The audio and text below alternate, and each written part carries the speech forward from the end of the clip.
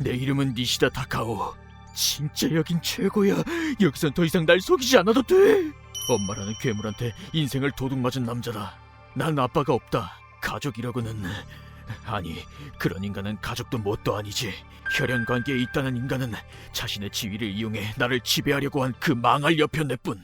기억하고 있는 가장 오래된 기억 속에서 난 이미 휠체어에 앉혀 있었다. 타카오, 넌 아픈 거야.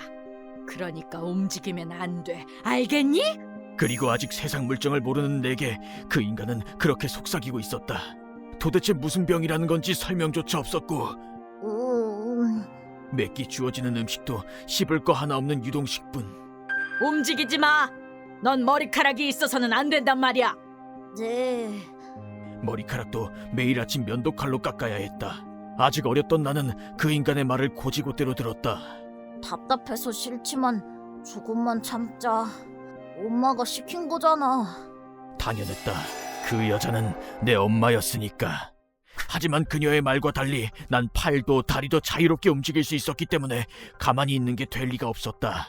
오줌 말이야. 바지에 싸면 안 되니까 어쩔 수 없는 걸. 긴급 상황이 오면 그 인간의 말을 어기고 움직이고 말았다. 하지만 그게 그 여자에게 들키기라도 하면 날 기다리고 있는 건 끔찍한 잔소리였다. 넌 지금 아프다니까. 움직이면 안 된다고 했어 안 했어? 죄송해요. 이유가 어찌됐든 그 인간은 내가 움직이는 걸 용납하지 않았다. 그런 일이 몇 번인가 계속되면 어린아이는 스스로 움직이는 걸 포기하게 되는 법이다. 자, 네가 좋아하는 밥이야. 네. 그건 나도 예외는 아니었다. 그 인간은 점차 혼자서는 아무것도 못하게 변해가는 날 지극정성으로 돌봤다. 타카오, 약 먹어야지. 네. 그리고 지금까지 거듭해서 들려준 것처럼 난 지금 아픈 거라 그렇게 말했다. 그래서 난 엄마가 주는 약을 받아 먹었고 병원에 갈 때면 몸이 안 움직여요. 항상 무거운 느낌이에요. 헐 참, 이 검사 결과만 보면 정상인데. 수술해 주실 수 있죠? 에이, 그건 그런데요. 어머니, 원인이 밝혀지기 전까진 좀... 과거 보조 간호사였던 그 여자가 그렇게까지 요구하자 의사도 완강히 거절할 순 없었는지 그 결과 내가 겪어야 했던 건 몇 차례에 걸친 의미 없는 수술이었다. 어쩌죠, 선생님? 어디가 아픈 건지도 모르는데. 일단 배 열어서 확인해보고 바로 닫자고. 이런 일이 자행된 이유가 그 여자의 말을 증명하기 위해서였으니 여간 웃긴 일이 아닐 수 없다.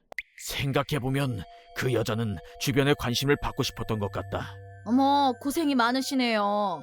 고생은요, 사랑하는 아들을 위해서인데. 그걸 위해서 나를 아픈 사람이라 세뇌시키고 그런 날 돌보는 역을 연기한 것이었다. 하지만 그것도 보는 눈이 있을 때만이었다. 엄마, 아파요. 참아, 시끄럽게 하지 말고. 그 여자는 나를 돌보지 않았다. 수술로 내가 고통을 호소해도 전혀 신경도 쓰지 않았으니까. 게다가 그 여자는 이혼한 전 남편과 장애인 지원단체로부터 돈을 받고 있었던 것 같다. 이번 달도 제대로 들어왔네. 내가 장애를 가지고 있다는 게 그 여자에겐 돈줄이었던 것이다. 그런 생활이 5년간 이어지던 어느 날 나와 그 여자에게도 변환점이 찾아왔다. 지진이다!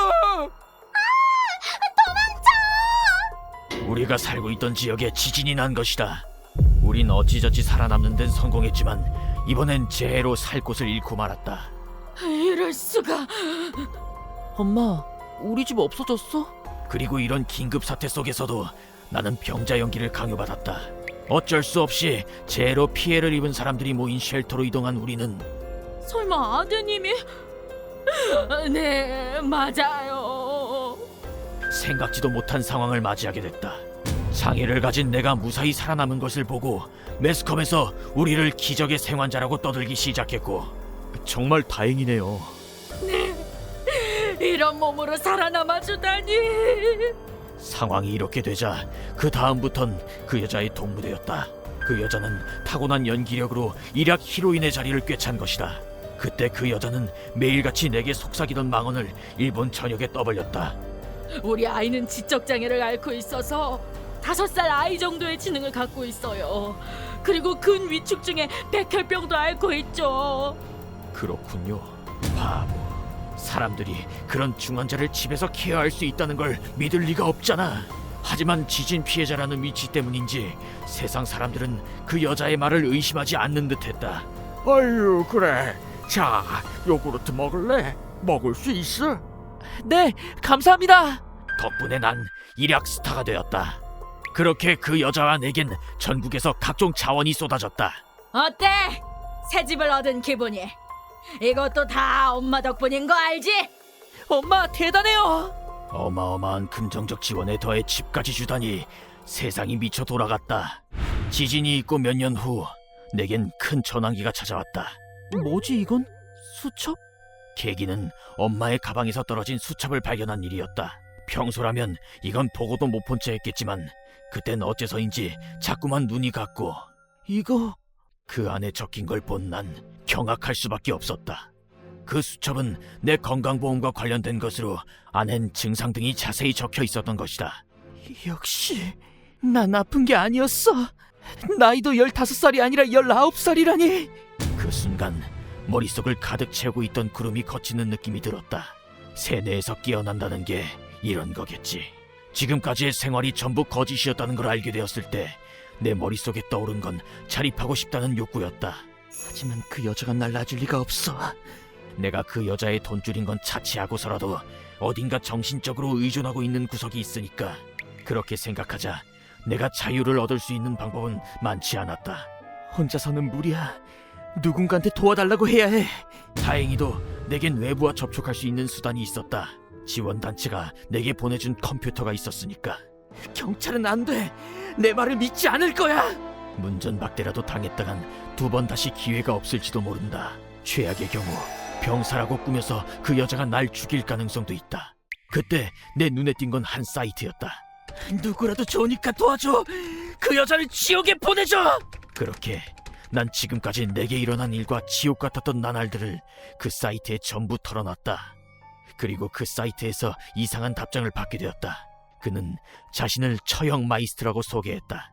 내용에 따라서는 사법 대신 죄의 무게에 합당한 벌을 주기도 한다고?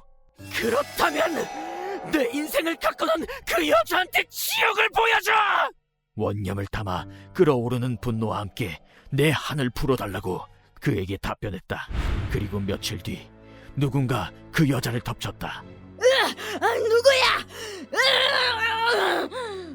당신 아들의 원념이 낳은 악귀다. 순식간에 그 여자를 기절시킨 그는 놀라울 정도로 익숙한 손놀림으로 그 여자를 끌고 갔다. 이후에 받은 보고에 의하면 그 여자는 몸속의 모든 장기가 적출됐다는 것 같았다. 그 여자는 마지막까지 반성하는 기미도 없이 내 자식한테 무슨 짓을 하든 내 마음이지라고 소리쳤다고.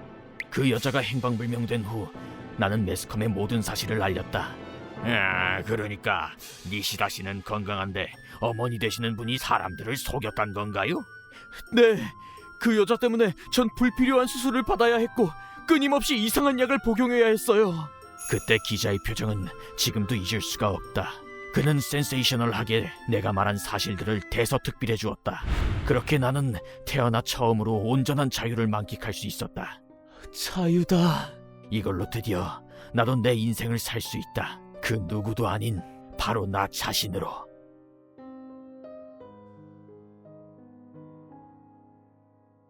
휴먼버그 대학교에서는 인간이 버그를 일으켜버린 순간의 사건들을 여러분들에게 소개하고 있습니다. 예전 영상들도 꼭 한번 보시길.